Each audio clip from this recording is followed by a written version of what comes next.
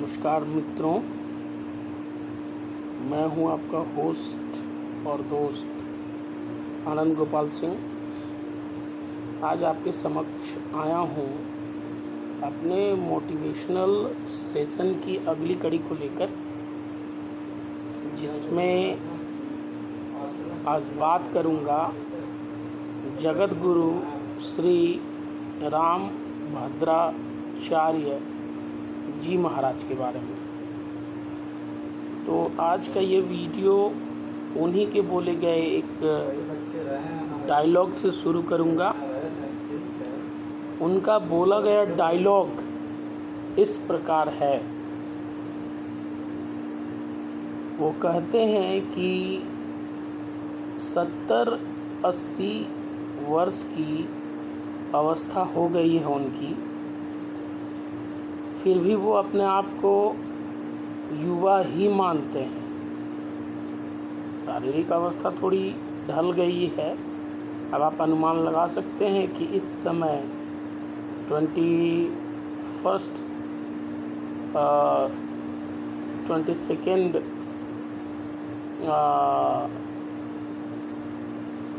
Century में 70-80 साल का व्यक्ति का शारीरिक अवस्था क्या होगा। फिर भी मन से वो युवा हैं। और उनके साथ ऐसा है कि 70-80 वर्ष का होने और शारीरिक विडंबना होने के बावजूद भी वो अपने आप को आज तक युवा ही समझते हैं। उन्हें आंखों से कुछ नहीं दिखता मित्रों, वो दिव्यांग हैं। फिर भी मैं आपको बताऊं, उन्होंने साहित्य की पढ़ाई में यूनिवर्सिटी टॉप किया है। आज से 70-80 वर्ष पूर्व की पढ़ाई कैसी होगी, उस समय की पढ़ाई लिखाई जो है, शिक्षा व्यवस्था कितनी डल थी। वैसे बहुत पहले तो बहुत अच्छी शिक्षा व्यवस्था थी भारतवर्ष में। नालंदा विश्वविद्यालय थे, बहुत कुछ था, गुरुकुल था। पर उस टाइम में उन्होंने यूनिवर्सिटी टॉप किया है। और एक नहीं, दो नहीं, तीन नहीं, बल्कि पढ़ाई के दौरान 9 स्वर्ण पदक हासिल किए हैं। वो कहते हैं कोई कोई भाई जब उनसे मिलते हैं तो अपनी परेशानी का, मुसीबत का और तकलीफ़ का रोना रो देते हैं कि आप बीती सुनाते हैं लोग उनको कि सर ऐसे हुआ मेरे साथ, महाराज जी मेरे साथ ऐसे हुआ, मैं बहुत दुखी हूँ, मैं बहुत दुखी हूँ, मैं बहुत दुखी हूँ, दुनिया में भगवान ने सबसे अधिक दुख मुझे दिया। तब जो है महाराज जी तंग आकर उनको अपनी आप बीती सुनाते हैं और उसके बाद उनका मन का जो मैल है वो धुल जाता है कि स्वामी जी महाराज के दुख के आगे उनका दुख बहुत कम था, ना के बराबर था। क्योंकि महाराज जी की जैसी अवस्था थी, जैसी शारीरिक विडंबना से वो गुजर रहे थे, वैसी अवस्था के लोग या तो भीख मांग रहे होते हैं या फिर 1-2 लोगों का पेट किसी तरीके से भर पाते हैं। पर स्वामी जी महाराज ने केवल अपना पेट नहीं भरा, ठीक है, उन्होंने जो विश्वविद्यालय खोला, उस विश्वविद्यालय के खुलने के बाद से लेकर आज तक लगभग 5000 अन्य दिव्यांगों की पढ़ाई लिखाई करवा चुके हैं। और वो अपना जीवन यापन करने के लिए, अपना गुजारा करने के लिए जो उनकी अवस्था है वो बहुत बढ़िया है। अपने साथ साथ बहुत सारे लोगों की ज़िंदगियां उन्होंने संवारी है और प्रण लिया है कि वो जब तक जीवित रहेंगे तब तक, और उनके मरणोपरांत भी उनके विश्वविद्यालय में दिव्यांग ही पढ़ेंगे केवल, और उनका जीवन संवरता रहेगा। तो ये आपके ऊपर है कि आप परिस्थितियों का दास बनेंगे या चुनौतियों को हंस के स्वीकार कर आगे बढ़ेंगे। तो कोई भी लक्ष्य बनाने में भले ही सोच विचार कर लीजिए, पर एक बार यदि आपने लक्ष्य निर्धारित कर लिया, सोच समझकर आपने लक्ष्य बना लिया, उसके बाद पीछे मुड़ने का कोई सवाल है ही नहीं।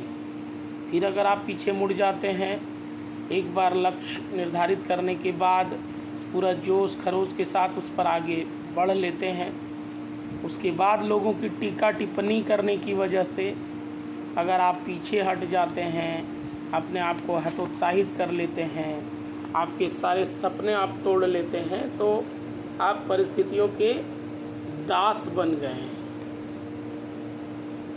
और अगर आपको लौटने का विचार आ रहा है कि अब मैं ये सारी चीज़ें, अपने सपने जो मैंने बचपन से देख रखे हैं उनको भूल जाऊं, लोग जैसा कह रहे हैं उनके अनुकूल करने लगूं, तो मेरा आपसे एक ही सवाल है। स्वामी जी महाराज पूछते हैं कि अगर ये सब कुछ अचानक से बंद करना ही था, अचानक से वापस लौटना ही था, तो फिर ये यात्रा शुरू ही क्यों की थी? और चलिए, आप शुरू कर दिया है तो फिर वापस लौटने में भी तो आधी दूरी आपको तय करनी पड़ेगी। जैसे मान लिया जाए कि आप झुमरा से हजारीबाग जा रहे हैं, दूरी है 20 किलोमीटर, आधा दूर से ज़्यादा आप अमृतनगर पहुंच चुके हैं, वहां से वापस झुमरा लौटना ज़्यादा बढ़िया है कि अमृतनगर से हजारीबाग चला जाना बढ़िया है? जितनी दूरी वापस लौटने में लगेगी, वापस लौटेंगे झुमरा, उसके बाद वहाँ से एक नई यात्रा लोगों के कहे अनुसार, लोगों को खुश करने में जो है, जैसा कि लोग खुश रहेंगे वैसा काम करूँगा। तो वैसा करने की अगर आपने ठानी है तो पहले झुमरा आइए, उसके बाद वहाँ से एक नई यात्रा शुरू करिए, तो डबल माथापच्ची करिए। ठीक है, कुल मिला के यही है कि हर इंसान अपनी अपनी अलग अलग विशेषता लेकर धरती पर आया है। दूसरे आपको अच्छा या बुरा अपनी समझ या ज़रूरत के हिसाब से बोलेंगे। इसका ये अर्थ थोड़े ही है कि जब उन्होंने आपको अच्छा कहा, बहुत अच्छा कहा, तब आप अच्छे या बहुत अच्छे हो गए, या जब उन्होंने आपको बुरा या बहुत बुरा कहा तब आप बहुत बुरे हो गए। ऐसा बिल्कुल नहीं। वो आपको पता होना चाहिए कि आप अच्छे हैं या बुरे हैं। हर व्यक्ति आपको जज अपनी ज़रूरत के हिसाब से करेगा। हर व्यक्ति की ज़रूरत जब पूरी हो जाएगी तब आप उसको बेकार नज़र आने लगेंगे। इसमें क्या है कि हतोत्साहित नहीं होना है। जीवन में बहुत सारी चुनौतियां आएंगी। जैसे आज तक सभी चुनौतियों को हंसकर पार किया है, वैसे आगे आने वाली चुनौतियों को भी हंसकर पार करिए। और दुख और कष्ट जीवन में सबके पास आए हैं। जो पत्थर हथौड़ी और छेनी की मार से डर जाता है, वो एक खूबसूरत मूर्ति कभी नहीं बन पाता। मूर्तिकार अगर पत्थर से प्यार करेगा तो उसको मूर्ति नहीं बना पाएगा, खूबसूरत मूर्ति। तो कभी भी छेनी और हथौड़ी से ना डरे और जीवन में बहुत तरक्की करनी है तो आपको सोने की तरह चमकने के लिए सोने की तरह पहले गलना होगा। और याद रखें, अगर कोई अपने क्षेत्र का मास्टर है तो आप भी जिस क्षेत्र के मास्टर हैं उस क्षेत्र में उसकी कोई हैसियत ही नहीं है। तो किसी भी अवस्था में किसी के कुछ भला बुरा बोल देने से हतोत्साहित मत हो जाएं, जीवन में सदा आगे बढ़ते रहें। और अंत में एक छोटी सी कहानी सुनाता हूँ जो आपको मोटिवेशन से लबालब कर देगी। एक साधु जी थे, उन्हें एक चौड़ी सी, मान लीजिए गंगा नदी के उस पार जाना था। नाविक की नाव पर सवार होते हैं और साधु जी बड़े ज्ञानी थे। वो नाविक ठहरा अनपढ़ देसी गवार, वो उसके साथ बैठे और नाविक नाव लेकर चल दिया।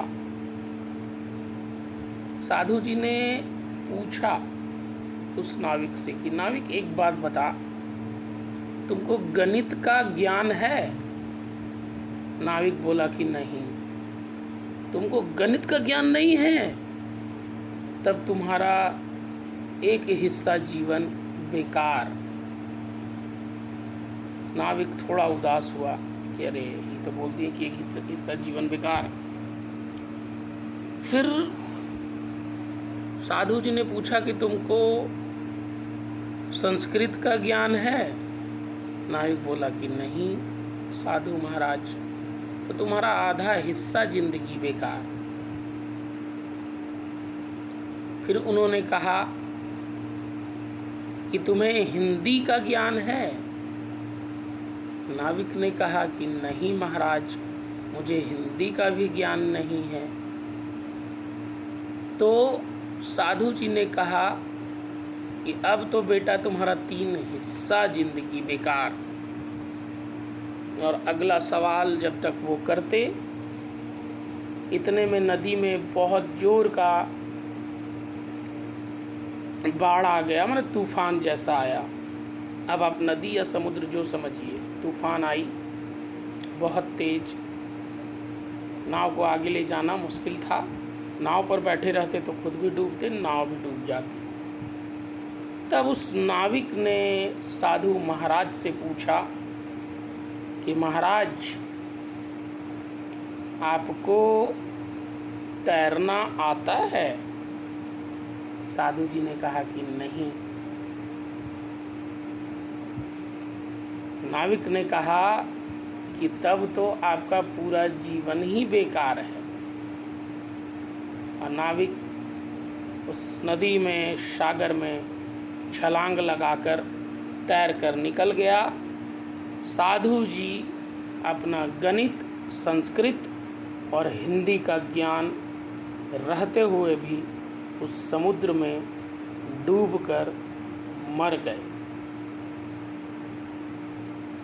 इस कहानी से क्या शिक्षा मिली मित्रों? इस कहानी से हमें यही शिक्षा मिलती है कि प्रकृति ने, उस खुदा ने, परवरदिगार ने, भगवान ने जिस भी चीज़ की सृष्टि की है, जिसको बनाया है इस धरती पर, जिसको आज तक पाला है, जिसको दाना दे रहे हैं, कोई भी उसमें से बेकार तो बिल्कुल भी नहीं है।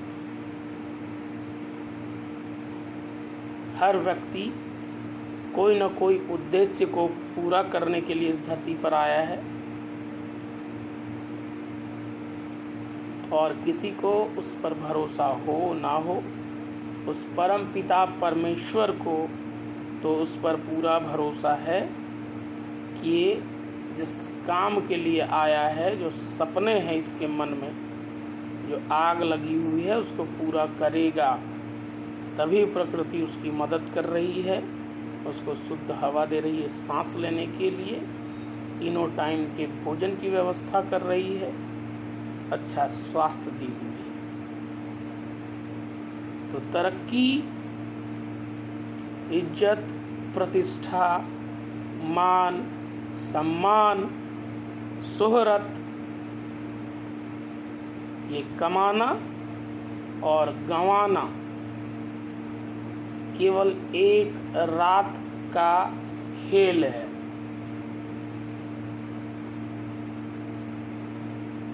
जिस दिन वो परमपिता परमेश्वर अपना नेत्र किसी भी व्यक्ति के लिए खोल देगा, उसके लिए स्वर्ग के दरवाजे भी खुल जाएंगे, कुबेर के सारे भंडार खुल जाएंगे। पर जिस व्यक्ति के लिए वो परमपिता परमेश्वर अपनी आंखें बंद कर लेगा, उसके सारे कुबेर के खजाने में भी जंग लग जाएगी धीरे धीरे करके। तो अहंकारी बिल्कुल ना बने। अहंकार उस परमपिता परमेश्वर का आहार होता है।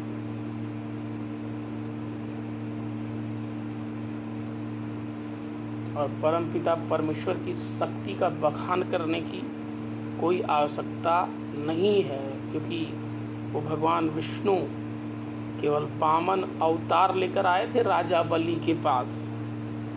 राजा बलि को अहंकार था कि उससे बड़ा दानवीर कोई है ही नहीं संसार में। केवल 3 पग जमीन मांगे थे, हंस के बोला था कि अरे ये 52 बौना 3 पग जमीन मांग रहा है, मेरे जैसे राजा का अपमान कर रहा है 3 पग जमीन मांग के। पर 3 पग जमीन में ही 2 पग में, 1 पग में पूरा आकाश माप दिया, दूसरे पग में पूरी धरती। तीसरा पग बोला कि अब कहाँ रखूं राजा बलि। तब उसने कहा कि प्रभु मेरे सर पर रखिए। वो जान गया कि मेरा अहंकार टूटने का समय आ गया है, और उसके पैर माथे पर रखकर पाताल लोक में धंसा कर पहुंचा दिया उसको। राजा बलि ने उनसे एक वरदान मांगा था कि प्रभु चलिए ठीक है, आपने तो मेरा अहंकार तोड़ दिया, पर मेरी एक मुझे वरदान दीजिए कि मैं जब जब भोग लगाऊं तब तब आप मुझे दर्शन देने आए और मेरा भोग आप साक्षात खाने के लिए आए। ऐसे थे राजा बलि और ऐसे थे भगवान विष्णु। आज भी साउथ में राजा बलि के नाम से एक पर्व मनाया जाता है। ओणम है कि पोंगल, वो अभी याद नहीं है, पर मनाया जाता है।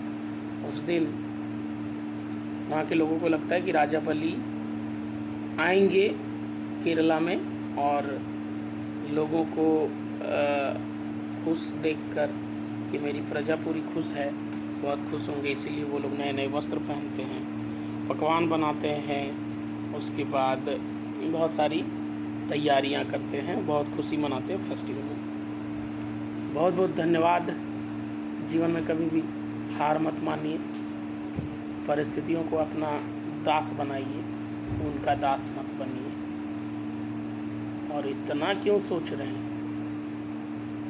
जिसने आपको पैदा किया है उसने भी आपके लिए कुछ बहुत अच्छा सोच कर रखा है।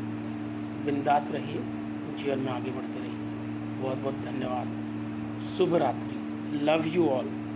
Kindly subscribe my channel, share my video to everyone if you find it something useful for anybody, for everybody. Thank you all. Love you all. Bye.